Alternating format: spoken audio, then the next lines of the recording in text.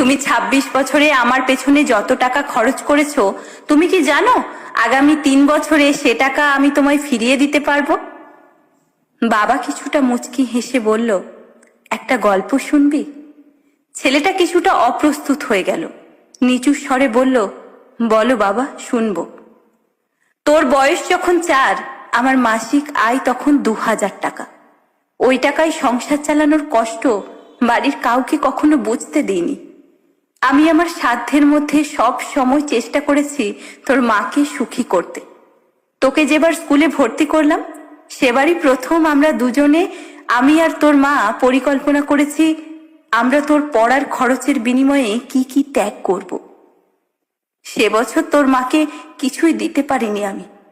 তুই যখন কলেজে উঠলি, আমাদের অবস্থা তখন মোটামুটি ভালো, কিন্তু খুব কষ্ট হয়ে গেছিল যখন তোর মা খুব অসুস্থ হয়ে পড়েছিল।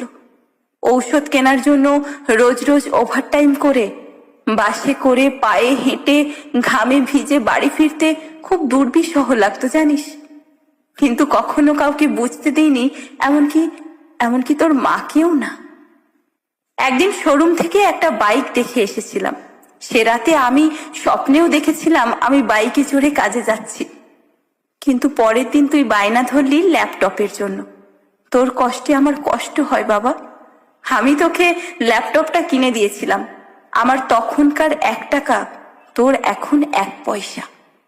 কিন্তু মনে করে দেখ, এই ১ টাকা দিয়ে তুই তোর বন্ধুদের নিয়ে পার্টি করেছিস, ব্র্যান্ড নিউ মোবাইলে হেডফোন কানে লাগিয়ে সারা রাত গান শুনেছিস, পিকনিক করেছিস, ট্যুর করেছিস, কনসার্ট দেখেছিস।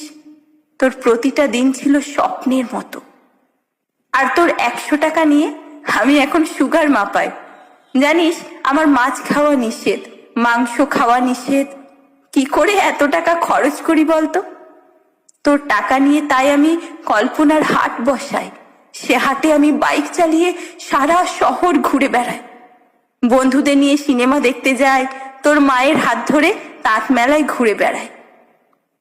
বাবারা নাকি খারুস টাইপের হয়, আমিও আমার বাবাকে তাই ভাবতাম জানিস। পুরুষ থেকে পিতা হতে আমার কোনো কষ্ট হয়নি, সব কষ্ট তোর মা সহ্য করেছে। কিন্তু বিশ্বাস কর, পিতা থেকে দায়িত্বশীল পিতা হবার কষ্ট একজন পিতাই বোঝে। যুগে যুগে সর্বস্থানে মাতৃবন্দনা হলেও পিতৃবন্দনা কোথাও দেখেছিস? পিতৃবন্দনা আমি আশাও করি না। সন্তানের প্রতি ভালোবাসা কোনো পিতা হয়তো প্রকাশ করতে পারে না, তবে কোনো পিতা কখনোই সন্তানের প্রতি দায়িত্ব পালনে বিচ্যুত হয় না। আমি তোর পেছনে আমার যে কষ্টার্জিত অর্থ ব্যয় করেছি, তা হয়তো তুই ৩ বছরে শোধ দিতে পারবি। কিন্তু যৌবনে দেখা আমার স্বপ্নগুলো, যে স্বপ্নের কাঠামোতে দাঁড়িয়ে তুই আজ তোর ঋণ শোধের কথা বলছিস, সেই স্বপ্নগুলো কি আর কোনোদিন বাস্তব রূপ পাবে? আর যদি বলিস বাবা, আমি তোমার টাকা না, তোমার ভালোবাসা তোমায় ফিরিয়ে দেব, তাহলে বলবো, বাবাদের ভালোবাসা কখনো ফিরিয়ে দেওয়া যায় না রে। তোকে একটা প্রশ্ন করি, ধর তুই, আমি আর তোর খোকা ৩ জন একটা নৌকোয় বসে আছি। হঠাৎ নৌকোটা ডুবতে শুরু করলো। যে কোনো একজনকে বাঁচাতে পারবি তুই, কাকে বাঁচাবি? ছেলেটা হাজার চেষ্টা করেও এক চুল ঠোঁট নাড়তে পারছে না। উত্তর দিতে হবে না বাবা, ছেলেরা বাবা হয়, বাবা কখনো ছেলে হতে পারে না। পৃথিবীতে সব থেকে ভারী জিনিস কি জানিস? পিতার কাঁধে পুত্রের লাশ। আমি শুধু একটা জিনিস চাই, আমার শেষ যাত্রায় যেন আমি আমার ছেলের কাঁধে চড়ে যাই। তাহলেই তুই একটা ঋণ শোধ করতে পারবি। তোকে কোলে